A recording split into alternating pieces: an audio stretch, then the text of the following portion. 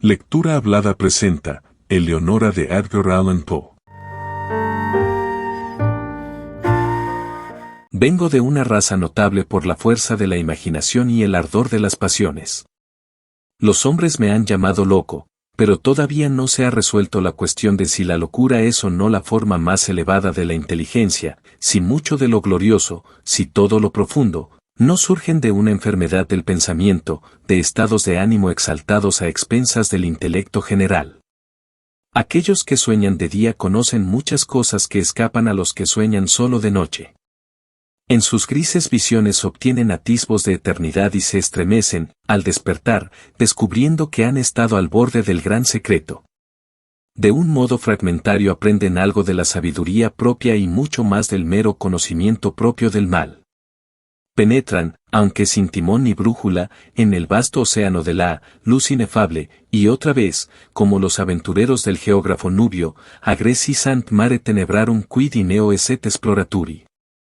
Diremos, pues, que estoy loco. Concedo, por lo menos, que hay dos estados distintos en mi existencia mental, el estado de razón lúcida, que no puede discutirse y pertenece a la memoria de los sucesos de la primera época de mi vida, y un estado de sombra y duda, que pertenece al presente y a los recuerdos que constituyen la segunda era de mi existencia. Por eso, crid lo que contaré del primer periodo, y, a lo que pueda relatar del último, conceded tan solo el crédito que merezca, o dudad resueltamente, y, si no podéis dudar, haced lo que Edipo ante el enigma. La amada de mi juventud, de quien recibo ahora, con calma, claramente, estos recuerdos, era la única hija de la hermana de mi madre, que había muerto hacía largo tiempo. Mi prima se llamaba Eleonora. Siempre habíamos vivido juntos, bajo un sol tropical, en el valle de la hierba irisada. Nadie llegó jamás sin guía a aquel valle, pues quedaba muy apartado entre una cadena de gigantescas colinas que lo rodeaban con sus promontorios, impidiendo que entrara la luz en sus más bellos escondrijos. No había sendero hollado en su vecindad, y para llegar a nuestra feliz morada era preciso apartar con fuerza el follaje de miles de árboles forestales y pisotear el esplendor de millones de flores fragantes. Así era como vivíamos solos, sin saber nada del mundo fuera del valle, yo, mi prima y su madre. Desde las confusas regiones más allá de las montañas, en el extremo más alto de nuestro circundado dominio, se deslizaba un estrecho y profundo río, y no había nada más brillante, salvo los ojos de Eleonora, y serpeando furtivo en su sinuosa carrera, pasaba, al fin, a través de una sombría garganta, entre colinas aún más oscuras que aquellas de donde saliera. Lo llamábamos el río de silencio, porque parecía haber una influencia enmudecedora en su corriente. No brotaba ningún murmullo de su lecho y se deslizaba tan suavemente que los aljofarados guijarros que nos encantaba contemplar en lo hondo de su seno no se movían, en quieto contentamiento, cada uno en su antigua posición, brillando gloriosamente para siempre. Las márgenes del río y de los numerosos arroyos deslumbrantes que se deslizaban por caminos sinuosos hasta su cauce, así como los espacios que se extendían desde las márgenes descendiendo a las profundidades de las corrientes hasta tocar el lecho de guijarros en el fondo, esos lugares, no menos que la superficie entera del valle, desde el río hasta las montañas que lo circundaban, estaban todos alfombrados por una hierba suave y verde, espesa, corta, perfectamente uniforme y perfumada de vainilla, pero tan salpicada de amarillos ranúnculos, margaritas blancas, purpúreas violetas y asfódelos rojo rubí, que su excesiva belleza hablaba a nuestros corazones, con altas voces, del amor y la gloria de Dios. Y aquí y allá, en vascuecilos entre la hierba, como selvas de sueño, brotaban fantásticos árboles cuyos altos y esbeltos troncos no eran rectos, mas se inclinaban graciosamente hacia la luz que asomaba a mediodía en el centro del valle. Las manchas de sus cortezas alternaban el vívido esplendor del ébano y la plata, y no había nada más suave, salvo las mejillas de Eleonora, de modo que, de no ser por el verde vivo de las enormes hojas que se derramaban desde sus cimas en largas líneas trémulas, retozando con los céfiros, podría habérselos creído gigantescas serpientes de Siria rindiendo homenaje a su soberano, el sol. Tomados de la mano, durante 15 años, erramos Eleonora y yo por ese valle antes de que el amor entrara en nuestros corazones. Ocurrió una tarde, al terminar el tercer lustro de su vida y el cuarto de la mía, abrazados junto a los árboles serpentinos, mirando nuestras imágenes en las aguas del río de silencio. No dijimos una palabra durante el resto de aquel dulce día, y aún al siguiente nuestras palabras fueron temblorosas, escasas. Habíamos arrancado al dios Eros de aquellas ondas y ahora sentíamos que había encendido dentro de nosotros las ígneas almas de nuestros antepasados. Las pasiones que durante siglos habían distinguido a nuestra raza llegaron en tropel con las fantasías por las cuales también era famosa, y juntos respiramos una dicha delirante en el valle de la hierba irisada. Un cambio sobrevino en todas las cosas. Extrañas, brillantes flores estrelladas brotaron en los árboles donde nunca se vieran flores. Los matices de la alfombra verde se ahondaron, y mientras una por una desaparecían las blancas margaritas, brotaban, en su lugar, de a 10, los asfódelos rojo rubí. Y la vida surgía en nuestros senderos, pues altos flamencos hasta entonces nunca vistos, y todos los pájaros gaus, resplandecientes, desplegaron su plumaje escarlata ante nosotros. Peces de oro y plata frecuentaron el río, de cuyo seno brotaba, poco a poco, un murmullo que culminó al fin en una arrulladora melodía más divina que la del arpa eólica, y no había nada más dulce, salvo la voz de Eleonora. Y una nube voluminosa que habíamos observado largo tiempo en las regiones del Éspero flotaba en su magnificencia de oro y carmesí y, difundiendo paz sobre nosotros, descendía cada vez más, día a día, hasta que sus bordes descansaron en las cimas de las montañas, convirtiendo toda su oscuridad en esplendor y encerrándonos como para siempre en una mágica casa-prisión de grandeza y de gloria. La belleza de Eleonora era la de los serafines, pero era una doncella natural e inocente, como la breve vida que había llevado entre las flores. Ningún artificio disimulaba el fervoroso amor que animaba su corazón, y examinaba conmigo los escondrijos más recónditos mientras caminábamos juntos por el valle de la hierba irisada y discurríamos sobre los grandes cambios que se habían producido en los últimos tiempos. Por fin, habiendo hablado un día, entre lágrimas, del último y triste camino que debe sufrir el hombre, en adelante se demoró Eleonora en este único tema doloroso, vinculándolo con todas nuestras conversaciones. Así como en los cantos del bardo de Chiraz las mismas imágenes se encuentran una y otra vez en cada grandiosa variación de la frase. Vio el dedo de la muerte posado en su pecho, y supo que, como la efímera, había sido creada perfecta en su hermosura solo para morir, pero, para ella, los terrenos de tumba se reducían a una consideración que me reveló una tarde, a la hora del crepúsculo, a orillas del río de silencio. Le dolía pensar que, una vez sepulta en el valle de la hierba irisada, yo abandonaría para siempre aquellos felices lugares, transfiriendo el amor entonces tan apasionadamente suyo a otra doncella del mundo exterior y cotidiano.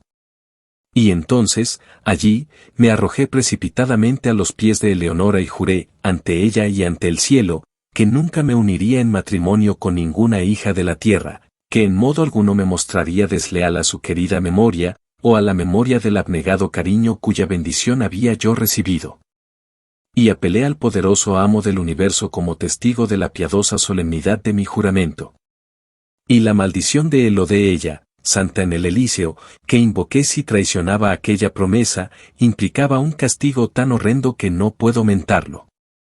Y los brillantes ojos de Eleonora brillaron aún más al oír mis palabras, y suspiró como si le hubieran quitado del pecho una carga mortal, y tembló y lloró amargamente, pero aceptó el juramento, pues, ¿qué era sino una niña? Y el juramento la alivió en su lecho de muerte. Y me dijo, pocos días después, en tranquila agonía, que, en pago de lo que yo había hecho para confortación de su alma, velaría por mí en espíritu después de su partida y, si le era permitido, volvería en forma visible durante la vigilia nocturna, pero, si ello estaba fuera del poder de las almas en el paraíso, por lo menos me daría frecuentes indicios de su presencia, suspirando sobre mí en los vientos vesperales, o colmando el aire que yo respirara con el perfume de los incensarios angélicos. Y con estas palabras en sus labios sucumbió su inocente vida, poniendo fin a la primera época de la mía. Hasta aquí he hablado con exactitud. Pero cuando cruzo la barrera que en la senda del tiempo formó la muerte de mi amada y comienzo con la segunda era de mi existencia, siento que una sombra se espesa en mi cerebro y duda de la perfecta cordura de mi relato. Mas dejadme seguir. Los años se arrastraban lentos y yo continuaba viviendo en el valle de la hierba irisada, pero un segundo cambio había sobrevenido en todas las cosas. Las flores estrelladas desaparecieron de los troncos de los árboles y no brotaron más. Los matices de la alfombra verde se desvanecieron, y uno por uno fueron marchitándose los asfódelos rojo rubí, y en lugar de ellos brotaron de a 10 oscuras violetas como ojos, que se retorcían desasosegadas y estaban siempre llenas de rocío. Y la vida se retiraba de nuestros senderos, pues el alto flamenco ya no desplegaba su plumaje escarlata ante nosotros, mas voló tristemente del valle a las colinas, con todos los gaús pájaros brillantes que habían llegado en su compañía. Y los peces de oro y plata nadaron a través de la garganta hasta el confín más hondo de su dominio y nunca más adornaron el dulce río. Y la arrulladora melodía, más suave que el arpa eólica y más divina que todo, salvo la voz de Eleonora, fue muriendo poco a poco, en murmullos cada vez más sordos, hasta que la corriente tornó, al fin, a toda la solemnidad de su silencio originario. Y por último, la voluminosa nube se levantó y, abandonando los picos de las montañas a la antigua oscuridad, retornó a las regiones del Éspero y se llevó sus múltiples resplandores dorados y magníficos del valle de la hierba irisada. Pero las promesas de Eleonora no cayeron en el olvido, pues escuché el balanceo de los incensarios angélicos, y las olas de un perfume sagrado flotaban siempre en el valle, y en las horas solitarias, cuando mi corazón latía pesadamente, los vientos que bañaban mi frente me llegaban cargados de suaves suspiros, y murmullos confusos llenaban a menudo el aire nocturno, y una vez, pero solo una vez, me despertó de un sueño, como el sueño de la muerte, la presión de unos labios espirituales sobre los míos. Pero, aún así, rehusaba llenarse el vacío de mi corazón. Ansiaba el amor que antes lo colmara hasta derramarse. Al fin el valle me dolía por los recuerdos de Eleonora, y lo abandoné para siempre en busca de las vanidades y los turbulentos triunfos del mundo. Me encontré en una extraña ciudad, donde todas las cosas podían haber servido para borrar del recuerdo los dulces sueños que tanto duraran en el valle de la hierba irisada.